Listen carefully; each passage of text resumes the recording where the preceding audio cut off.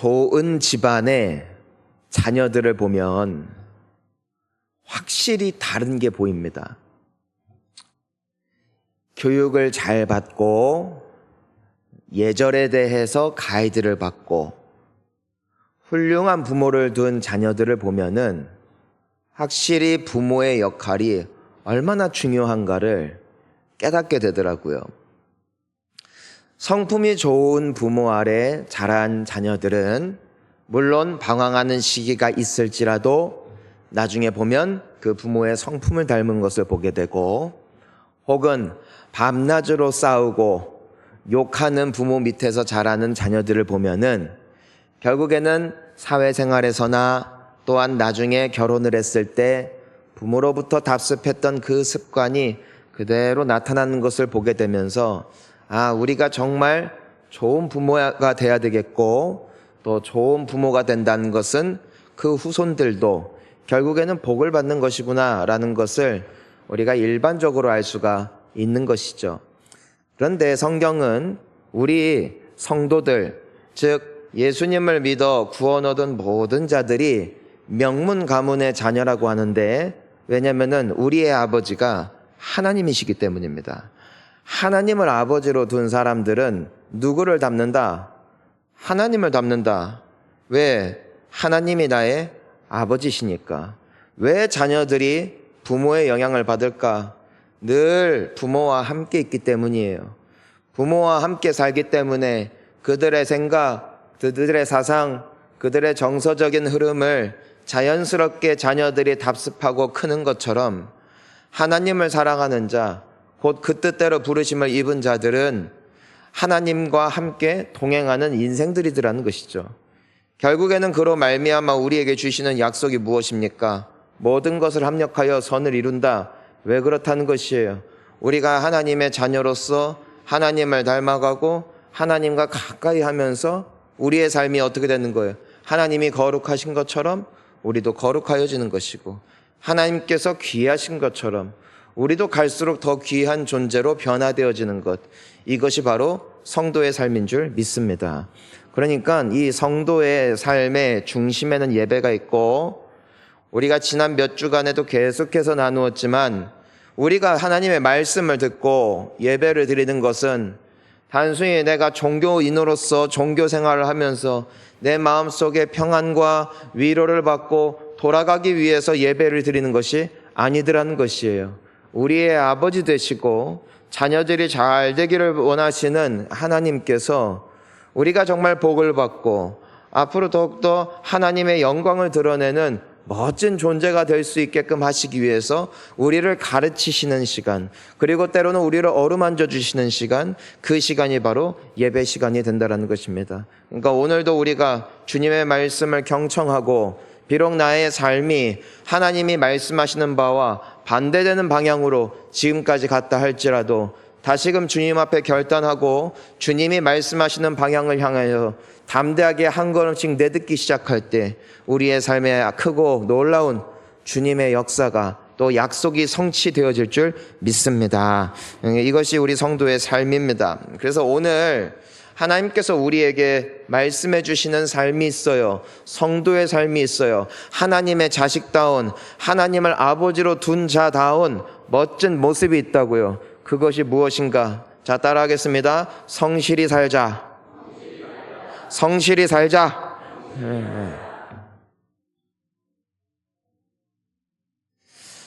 세상은 공짜를 좋아해요.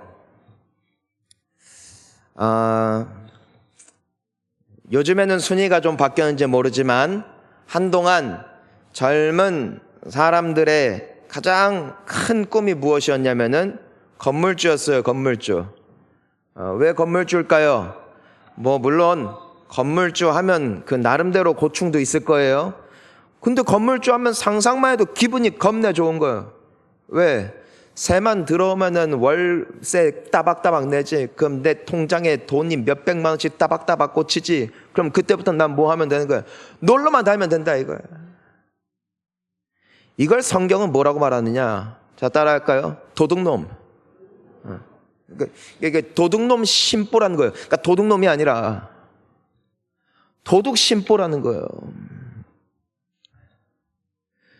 노력 없이 얻는 것, 그것이 도둑질의 의미입니다. 단순히 남의 것을 훔쳤다, 이것이 아니라 나의 행복만을 위해서 사는 사람, 또한 나의 행복을 위해서 남의 행복을 빼앗는 사람, 이들을 도적질하는 자다라고 말을 합니다. 편하게 돈이 벌고 싶은 거예요. 너무 편하게. 수고한 노동의 대가만큼 살아가려는 것이 아니라 덜 수고하고 더 받는 것 맞지? 조금이라고 많은 결과를 내는 것, 이것을 도적질이라고 합니다. 아니, 도덕심보라고 합니다. 농부는 땅에 자연의 신비를 배워요. 하나님의 성품을 배워요. 왜냐하면 뿌린 만큼 거두거든요. 그것이 하나님께서 지으신 이 세상의 원리예요. 하나님이 기뻐하시는 삶은 뿌린 만큼 거두는 거예요.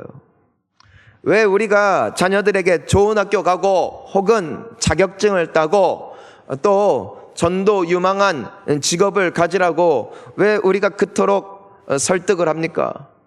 그만큼 일을 한 만큼의 보수와 그로 말미암은 대가가 크기 때문 아니겠어요?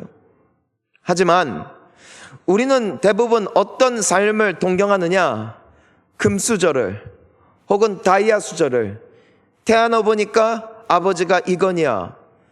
태어나 보니까 아버지가 이재용이야. 얼마나 행복할까? 얼마나 좋을까? 왜 나는 흙수저일까?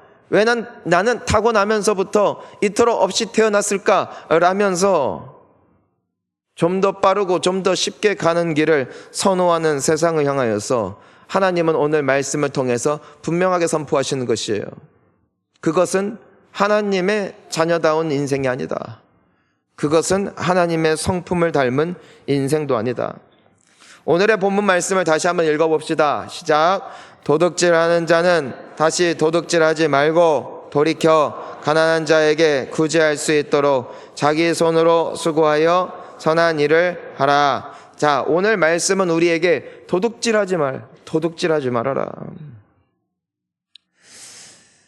나밖에 없는 사람, 나의 행복이 전부인 사람, 그 사람들은 남의 행복은 안중에 없어요. 나만 잘 되면 돼. 나만 크면 돼. 나만 배부르면 돼. 그게 바로 도둑질이에요. 다 뺏는 거예요. 이 사람의 이 점, 저 사람의 저 점, 이것은 이 사람이 가지고 있는 재력, 이 사람이 가지고 있는 어떤 권력, 이 모든 것을 무엇을 위해서? 바로 나를 위해서 쓰는 것 말이에요. 그래서 고린도전서 6장 10절을 보면은 이런 말씀이 있어요. 함께 읽어볼까요? 도적이나 탐욕을 부리는 자나 술 취하는 자나 모욕하는 자나 속여 빼앗는 자들은 하나님의 나라를 유업으로 받지 못하리라. 여러분, 이 세상에 얼마나 도둑심보를 갖고 사는 사람들이 많은지 모르겠어요. 수고한 만큼의 결실을 기도하며 감사하며 만족하는 게 아니라 이를 뿌리고 열을 거두고 이를 뿌리고 백을 거두고자 하는 얼마나 많은 속임과 사기가 난무하는 시대를 살고 있느냐는 것이에요. 그들에게 성경은 분명하게 말씀하고 있어요. 그런 사람들은 하나님의 나라를 유업으로 받지 못한다. 절대로 하나님이 약속하신 복을 받지 못한다는 것이에요. 그러니까 오늘 본문 말씀을 보니까 뭐라고 되어 있냐면은 도둑질하는 자는 다시 뭐하지 말고 도둑질하지 말고 뭐하래요? 돌이켜. 자, 따라할까요? 돌이켜 뭐하래요? 가난한 자에게 구제할 수 있도록 자기 손으로 수고하여 선한 일을 하라. 여러분, 여기서 돌이켜 있잖아요. 돌이켜. 이 돌이켜가 회개예요. 오늘도 우리 장로님이 기도하셨고 매주마다 대표 기도를 할 때에 우리가 늘상 하는 기도가 뭐예요? 하나님 우리의 죄를 사하여 주시옵소서. 미안합니다. 그거 회개 아니에요. 그건 회개가 아니에요. 그건 하나님께 용서를 구하는 것이지 회개가 아니에요. 회개는 뭐예요? 돌이키는 거예요. 도적질하던 자, 남의 것을 빼앗던 자에게 이젠 돌이켜 뭐 하라는 거예요? 구제하라는 거예요. 전에는 편하게 먹고 살려던 인생들에게 뭐 하라는 거예요? 자기 손으로 뭐 하래요? 수고하여 선할 일을 하라는 것이에요. 이것이 회개라는 것이에요. 누가복음 3장 8절에 보면은 이런 말씀을 하잖아요. 함께 읽어볼까요? 그러므로 회개에 합당한 열매를 맺고 속으로 아브라함이 우리 조상이라 말하지 말라. 내가 너희에게 이르노니 하나님이 능히 이 둘들로도 아브라함의 자손이 되게 하시리라. 여기서 우리가 주목하고자 하는 말은 뭐냐면 따라합니다. 회개에 합당한 열매. 하나님 잘못했습니다. 2번 다시 도둑질 안 하겠습니다. 나의 죄를 용서하여 주시옵소서. 그리고 나가서 도둑질했대요. 하나님, 나 2번 다시 욕 안 하겠습니다. 2번 다시 하나님 내 입술에 더러운 말을 담지 않겠습니다. 그리고 집에 돌아가면서 전화하면서 남편에게 쌍욕을 했대요. 이건 회개가 아니라.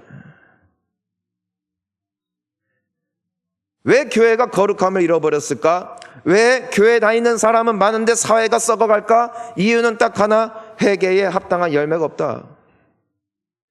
미안한 건 겁내 잘 알아. 왜? 하나님을 아니까, 말씀을 들었으니까. 그래도 뭐가 선한 것인지 악한 것인지 똥인지 된장인지는 구별할 수 있는 감각, 영적인 감각이 우리 안에 있다고요. 왜 그래요? 우리 안에 주의 성령이 살아 숨쉬고 계시기 때문입니다. 내 속에 있는 죄성이 있지만 내 안에 또한 새롭게 심어주신 생명이 있기 때문에 무엇이 하나님을 기쁘시게 하는 삶이고 무엇이 하나님께서 말씀하신 삶인지를 이 가운데 있는 자들 중에, 아니 교회를 다니는 사람들 중에 모르는 사람이 하나도 없다는 것이에요. 하나님을 사랑하라는 말씀, 기도하라는 말씀, 또한 남의 것을 탐하지 말고 성실히 살라는 말씀, 사실 오늘 이 말씀을 모르는 자가 누가 있겠어요? 오히려 너무나도 익숙하여서 비슷한 말씀인가 보다, 뻔하다, 말씀이 해석이 된다, 어느 정도 유추가 된다 라는 그 엄청난 신학과 자연스러운 성경 지식이 우리의 머릿속을 가득히 채워가고 있지만 세상은 썩어간다고. 왜요? 우리가 회개하지 않았기 때문이에요. 우리는 이웃을 사랑하고 품어야 됨을, 어려운 이들을 구제하고 도와야 됨을 알고 있어요. 우리는 욕심을 따라 살아가는 자들이 아니라, 죄성을 따라 사는 사람들이 아니라 오직 성령의 충만함을 받아 하나님의 은혜에 힘입어 살아가는 데는 존재임도 알고 있습니다. 하나님은 우리에게 왜 말씀을 하시느냐? 그렇게 살지 못했느냐? 괜찮다, 이젠 멈춰라, 그 길은 죽는 길이니까 이젠 사는 길로 가자, 나와 함께 가자 초청하시는 그 자리가 우리를 만나주시는 예배의 자리인 줄을 믿습니다. 들으면 뭐하냐고. 하나님의 능력은, 하나님의 은혜는, 그리고 하나님께서 우리를 통하여 펼치고자 하시는 꿈은 우리가 말씀을 많이 들음으로 말미암아 이루어지는 신비한 영적 형태가 아니에요. 여러분, 기독교는요 영적이면서도 현실적이에요. 하나님은 우리에게 그저 들어 누워서 기도만 하면은 하나님께서 모든 것을 책임져 주실 테니까 넌 아무것도 하지 말고 뒷짐지고 그냥 살아라 하지 않으세요. 하나님께서는 내가 거룩한 것처럼 너희도 거룩하라 말씀하시고, 우리가 기도하여 하나님의 은혜와 능력을 받은 뒤에 그 은혜와 능력을 이 세상 가운데 흘려보내는 빛과 소금으로 살아가라고 분명하게 말씀하고 계세요. 조금에 크고 작음이 없다고요. 예수님은 우리에게 하나님의 모든 율법을 분명하게 정리해서 말씀해 주셨잖아요. 하나님을 사랑하라 하셨어요. 하지만 동시에 이웃을 사랑하라 하세요. 무엇이 더 크고 작은 게 없어요. 하나님을 사랑함과 이웃을 사랑함이, 영적인 것과 현실적인 부분이 정확하게 일치하는 하나님의 지혜. 우리는 그 말씀을 따라가는 존재들이라는 것이에요. 내가 아무리 자녀를 위해서 기도한다 할지라도, 내 자녀 교회 가게 해주세요 하면서도 자녀에게 일요일 아침에 일어났을 때 자 일어나자 학원 가자 하면 그 아이는 평생 지옥 자식 되는 거예요. 아무리 내 남편이, 내 아내가 행복하기를 바란다고 사랑의 기도를 올려드린다 할지라도 집에 들어가서 오늘은 왜 이렇게 반찬이 짜냐 상을 뒤엎는다면, 만약에 남편에게 당신은 왜 이렇게도 능력이 없어서 나를 가난하게 만드냐라면서 그 일을 들들 볶는다면 내가 하나님 앞에 드려지는 모든 기도는 다 땅끝으로 떨어지더란 것이에요.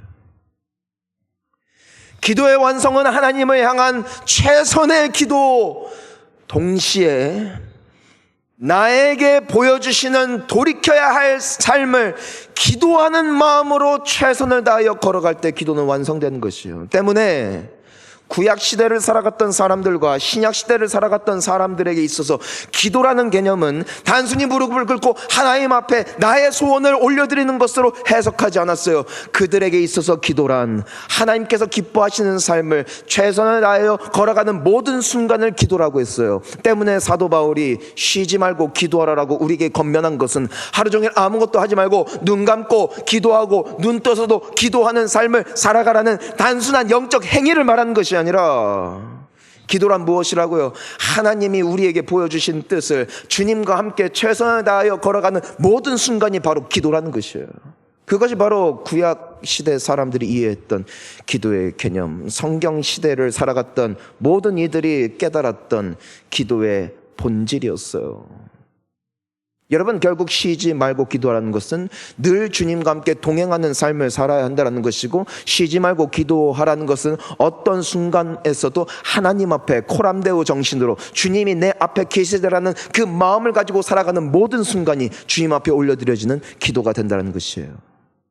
결국에는 내가 자식을 위해서 하나님, 혹은 내가 나의 가족들을 위해서 하나님, 저들이 예수님 믿기를 원합니다. 저들이 다 예수 믿어 천국 갔으면 좋겠습니다. 그 기도가 결국에는 어디까지 가야 완성이 된다는 것이요, 그들에게 내가 신앙인의 최선의 삶을, 나의 선함과 착한 행실을 통하여 그들에게 정말 예수님을 믿는 사람이 얼마나 변화될 수 있는가를 보여준과 동시에 또한 그들에게 예수 그리스도를 믿어야만 네가 천국 갈 수 있다는 것을 전하여주는 전도의 행위, 즉 하나님 앞에 살아가는 삶의 기도가 함께 갈 때 그 기도는 응답되더라는 것이에요. 하나님, 내가 좋은 성적을 받기를 원합니다. 내가 이번에 좋은 사람들을 만나기를 원합니다. 기도하는 그 자리에서 끝나고 놀러 다닐 때 나의 성적이 향상이 되어지고 나의 관계망이 넓어지는 것이 아니라, 하나님, 내가 이번에 좋은 성적 받기를 원합니다. 그 기도가 나의 삶의 기도, 즉 하나님 앞에 내가 최선을 다하여 기도하는 것으로 완성이 되고, 그때 최선의 결과를 주시는 이가 하나님이신 줄을 믿으시기를 바랍니다.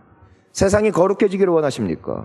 세상이 변화되기를 원하십니까? 우리는 하나님께 기도해요. 하나님, 이 나라와 민족이 복을 받게 하여 주시옵소서. 그리고 좋은 기도다 이거예요. 하나님만이 하실 수 있는 영역이다 이거예요. 하지만 그 기도가 나의 삶이 되기 위해서는 먼저 내가 발 딛고 서 있는 삶의 처소가 거룩하게 되어지는, 하나님의 처소가 되게끔 하는 우리의 입술과 우리의 삶이 되어질 때 우리를 통하여 세상은 주님의 영광을 보게 될 줄 믿습니다.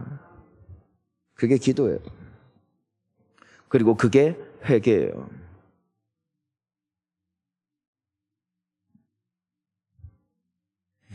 그래서 잠언 28장 13절 말씀 우리 함께 읽어보겠습니다. 자기의 죄를 숨기는 자는 형통하지 못하나 죄를 자복하고 뭐하는 자는, 버리는 자는 불쌍히 여김을 받으리라. 죄를 자복해야 돼요. 하나님, 잘못했습니다. 내가 회개합니다. 그리고 뭐 하라는 거예요? 버리라고. 반복적인 용서를 구하면 결코 하나님의 기쁨이 되지 못해요. 버려, 돌이키라는 것이.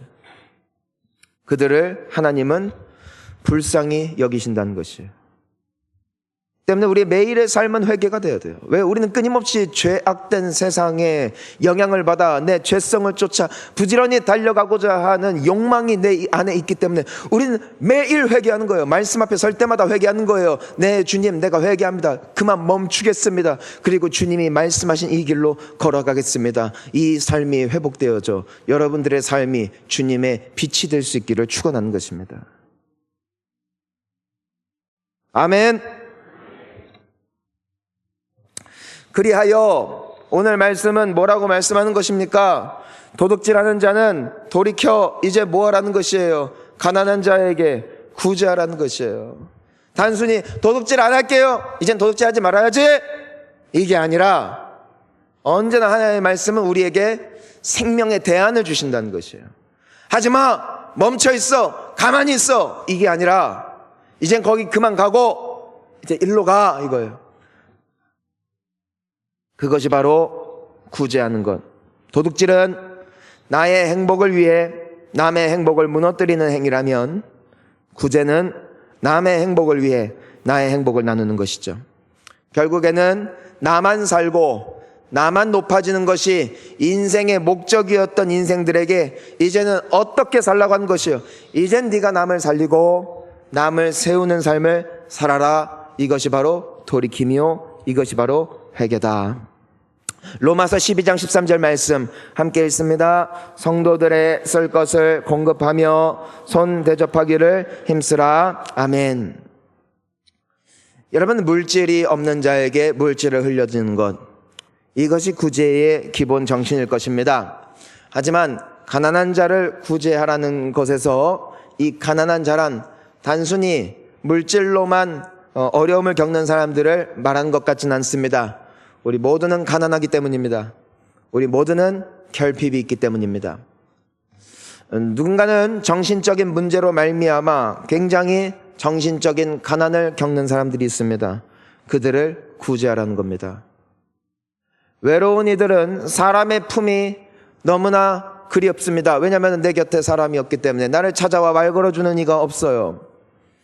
우리가 교회를 오래 다니다 보면 빠지기 쉬운 실수가 있습니다. 그것은 무엇이냐면 나의 관계성은 완벽하고 두텁기 때문에 새로운 이들, 아는 이 하나도 없는 이들을 외면할 때가 많이 있다는 것이에요. 누군가는 이 교회에서 누군가 나에게 다가와 한마디라도 걸어주면 좋겠다 기다리는 이들이 있더란 것이에요. 그들을 구제하라는 거예요.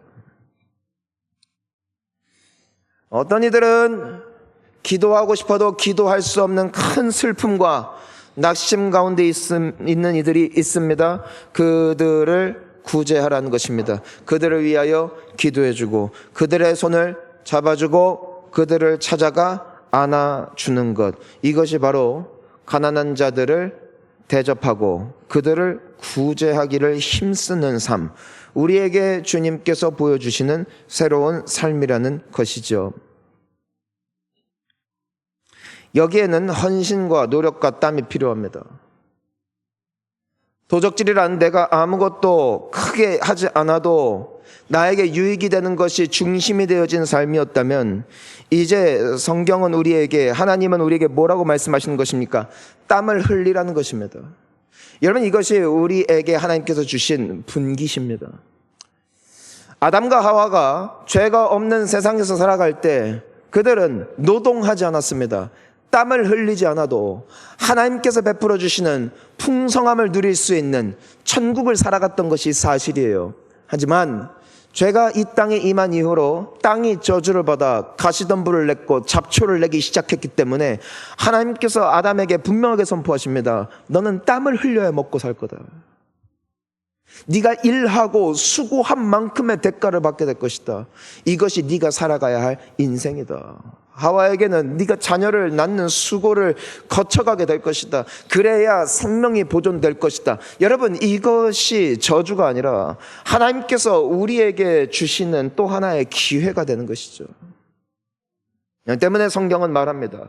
부당하게 착취하는 삶의 습관, 편하게 먹고 살려고 하는 그 죄성을 버려버리고 이제는 수고하여 땀을 흘려라. 오늘 본문 말씀을 다시 한번 보니까, 그래서 가난한 자에게 구제할 수 있도록 뭐 하래요? 자기 손으로 수고하여 선한 일을 하라. 수고하여 사는 자가 복이 있어요. 열심히 살고 열심히 산 만큼 번 돈으로 만족하는 자가 복이 있어요. 그리고 그것으로 이제는 무엇을 하라는 것이에요? 베푸는 삶을 살라는 것이죠. 데살로니가전서 4장 11절과 12절은 이렇게 말씀하고 있습니다. 함께 읽습니다. 또 너희에게 명한 것 같이 조용히 자기 일을 하고 너희 손으로 일하기를 힘쓰라. 이는 외인에 대하여 단정히 행하고 또한 아무 궁핍함이 없게 하려 함이라. 아멘. 열심 없이 노력 없이 결과만 꿈꾸며 기도하는 자들에게 하나님은 말씀하십니다. 성실히 일해라. 열심히 살아라. 그리고 하나님께서 주신 분긴 만큼 만족해라.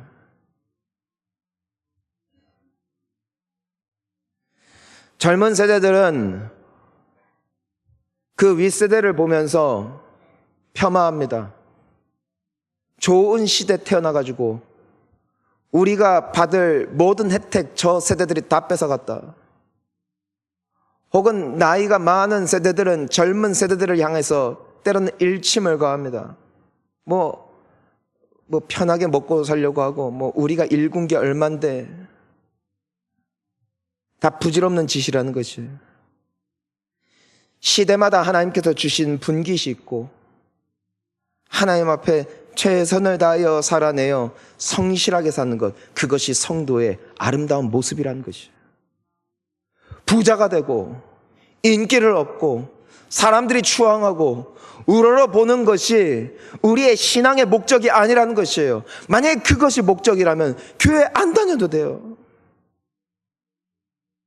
하나님이 우리를 부르시는 삶은 성실히 행하고 성실히 살아간 그 분깃을 가지고 무엇을 하는 것? 남을 돕는 것. 데살로니가 후서 3장 11절부터도 이렇게 동일하게 말씀하고 있습니다. 함께 읽습니다. 우리가 들은즉 너희 가운데 게으르게 행하여 도무지 일하지 아니하고 일을 만들기만 하는 자들이 있다 하니. 여러분, 우리 살다 보면 이런 사람들을 만나요. 입으로만 일해, 입으로만. 그 땀이 없어요. 노력이 없어요. 탁상 공론은 너무 위험한 거예요. 앉아서 모든 일들을 논해요. 하지만 현장을 모르니까 엉뚱한 결과만 낳는 것이죠. 그런 자들이 교회에도 있었다라는 것이에요. 교회는 이래야 돼, 교회는 저래야 돼, 교회는 이것이 문제야, 교회는 이 방향으로 가야 되는 것이야 말하는 사람들 중에 정말 내가 앞장서서 그 헌신과 희생의 삶을 사는 사람들은 얼마나 될까요? 교회에 정말 교회를 위해서 수고하고 땀을 흘리는 사람들은 감히 교회에 대해서 욕하지 않아요. 왜요? 내가 수고하고 땀 흘려봤더니 이것이 보통이 아니구나, 이것이 장난이 아니구나, 이것이 말처럼 그냥 생각처럼 쉽게 돌아가는 것이 아니구나. 전 그래서 여러분들이 다 담임 목사 됐으면 좋겠어요. 저는 이제 우리 9월 달부터 또 이제 수요일 날 저녁 때 이제 목양 모임 해서 우리 목자들, 리더들 함께 모이는데, 우리 목자분들이랑 리더분들이랑 함께 모이면은 너무 기분이 좋아요. 왜냐면은 서로 이해해요. 그분들도 성도들한테 맨날 치고 다니거든요. 목원들한테 전화했는데 전화를 안 받고 문자를 했는데 막 문자도 씹고, 또 우리 교회 한번 갈까요? 욕했다가 쌍욕을 먹고, 내가 당하지 않아도 될 일들을 흠뻑 당해 보면서 그때부터 리더십들한테 존경의 마음을 갖게 돼요. 이건 자연스러운 수순이에요. 저는 저희 원로 목사님을 담임 목회자 되고 나서 조금 더 존경해요. 그전에는 몰랐던 부분들이 있는 것이에요. 사랑하는 성도님 여러분, 입이 산 사람을 주님이 찾지 않아요. 하나님은 움직이는 자들을 통해 일하고 계세요. 하나님은 회의하는 자들을 가운데 역사하시는 것이 아니에요. 그 회의가 삶의 지경까지 연장되어 우리가 논한 것들을 현실로 구현해내기 위해서 지금도 땀 흘리며 뛰는 자들을 통해 주님은 지금도 역사를 써내려가고 계시더라는 것입니다. 아담에게 이 세상의 모든 것들의 이름을 지으라 하셨어요.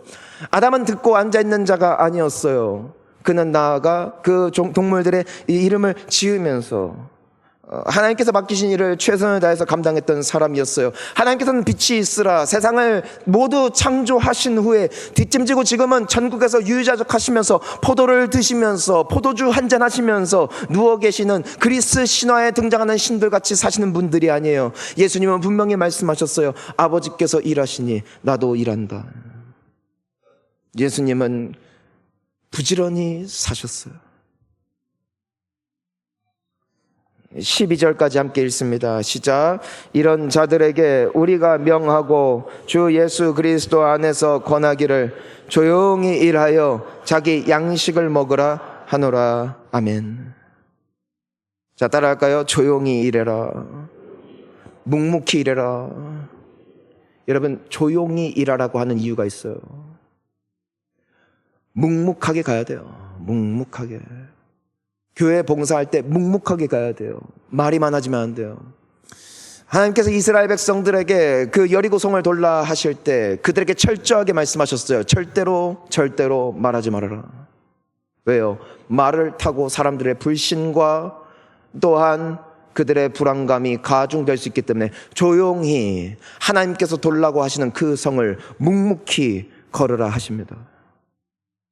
주님이 우리를 교회로 부르셨고 주님이 우리를 남을 섬기는 자리로 부르셨고 우리를 구제의 자리로 부르셨습니다. 주님이 우리에게 봉사하라 하십니다. 주님이 우리에게 섬기라 하십니다.